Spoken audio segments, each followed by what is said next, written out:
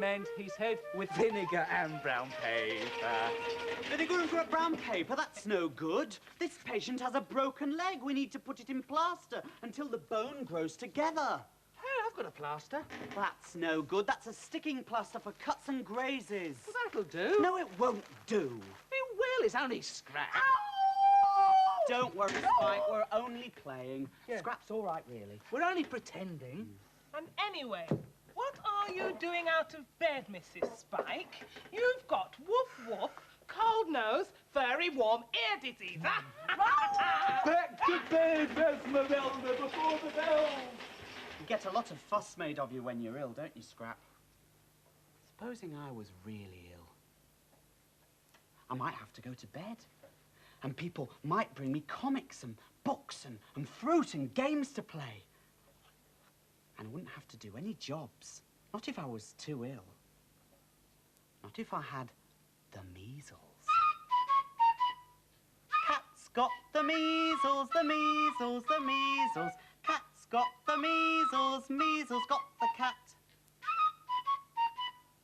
Dog's got the measles, the measles, the measles.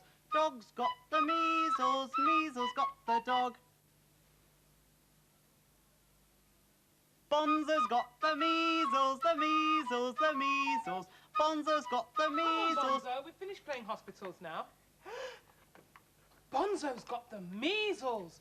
Bonzo's got the measles. No. Hey, look at those spots. It's measles, definitely. No. Or maybe chicken pox. Or mumps. It could be mumps. Yeah, you better come with us. Are you going to put me to bed and give me fruit and games to play? No, we're taking you to see a doctor, a real doctor.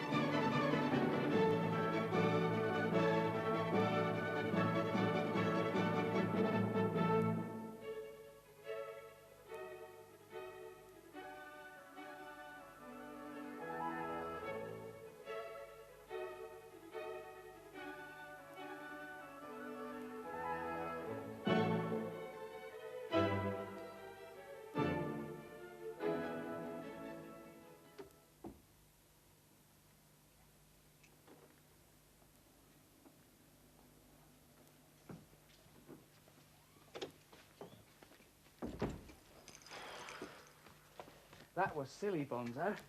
That was really silly. The doctor's got lots of really ill people to look after without wasting her time with pretend measles. It's a good job it poured down with rain before we got to the surgery. It washed away your spots and gave your game away. And soaked us to the skin as well. We should have taken our raincoats. But we forgot to take our raincoats because we were worried about Bonzo. Sorry. What? I'm sorry. Really? I'm really sorry. Oh, all right then. Oh, bless you. Bless you. Oh, no.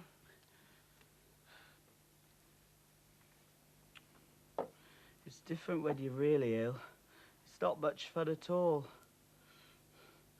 My throat's all sore and my nose is bunged up.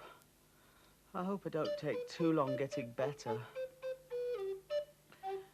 I hope I don't take too long getting better. I hope I don't take too long lying here in bed. I thought if I were ill I'd have a fun time, but I'd rather run about in the sunshine. I found that it gets boring sometimes lying here and being ill in bed. Achoo! I keep thinking of things to do to stop feeling fed up. Been looking at that sock on the chair, and I've got an idea.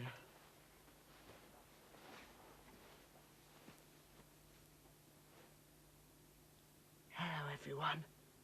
I'm Sid the mistake. I've got a cold too. Look out, Bonzo. Here comes someone. Hello, visitors. Hello, Bonzo. Are you any better? A bit. That's good. Look, we made you a giant get well card. Oh. Look, we've drawn pictures of ourselves on it, and it says, get well soon, Bonzo. And we've got some fruit here for you, Bonzo. Oh, grapes. Lovely. Oh, and some flowers. And look, some orange juice here. Now, if you hold the cup, I'll pour you some out because this really helps you get better. There's lots of...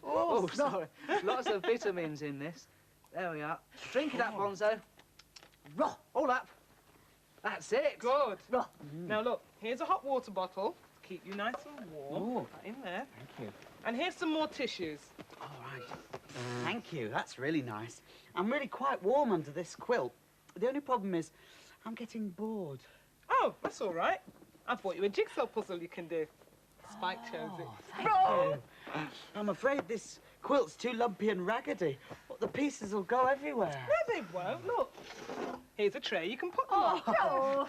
And anyway, a lumpy, raggedy quilt can be just the thing to stop you from feeling bored. Listen to this poem.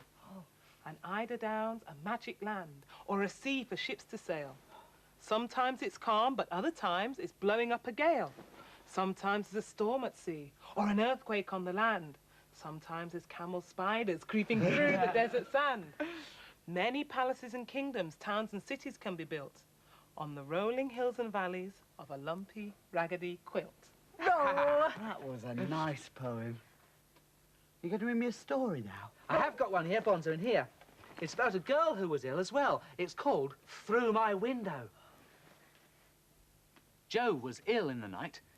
In the morning, she had a temperature, and her dad said she'd have to stay indoors.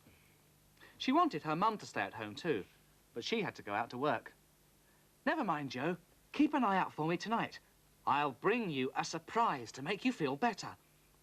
So Jo waved goodbye to her mum from the window until she turned the corner of the street. Jo felt tired, so she had to sleep. And when she woke up, she heard feet coming up the street. Was it her mum coming home with her surprise? She looked out of the window, but it was only Jo's friend, the postman. He waved, but he didn't have any letters for Jo's flat today. Jo looked at some books. After a while, she heard feet coming up the street again with a clinking, clanking sound. Was it her mum coming home with her surprise? She looked out of the window, but it was only her friend, the milkman. "Hello, Jo," he called, and left some milk outside their door. Jo's dad brought her lunch on a tray. And when she'd finished, she heard some more feet coming up the street. Was it her mum coming home with her surprise? She looked out of the window, but it was only her friend, Mrs. Alley, who lived next door. "I've brought you some comics," said Mrs. Alley, and came in to see her. Jo looked at the comics, and then she heard some barking in the street. Was it Jo's mum coming home with a surprise that barked? She looked out of the window, but it was only Patch, Mrs. Alley's dog, chasing a cat across the road. Jo felt tired, so she had another sleep. She dreamed about all the things her mum might bring her as a surprise, and then she dreamed that she could hear feet in the street again and woke up. Was it her mum coming home with her surprise? She looked out of the window, but it was only her friend, the window cleaner. The window cleaner pressed her face against the glass and made Jo laugh. But soon Jo was fed up. Oh, her mum will be ages yet, and she'd probably forget all about her surprise anyway. Jo heard some more feet coming up the street. They were coming closer and closer and closer. Was it Jo's mum coming home with her surprise? Jo looked out of the window. Yes, it was. She ran down the hall and opened the door for her mum. "Here you are, Jo. Here's a present to make you feel better." Jo opened the box, and can you guess what was inside it? That's right.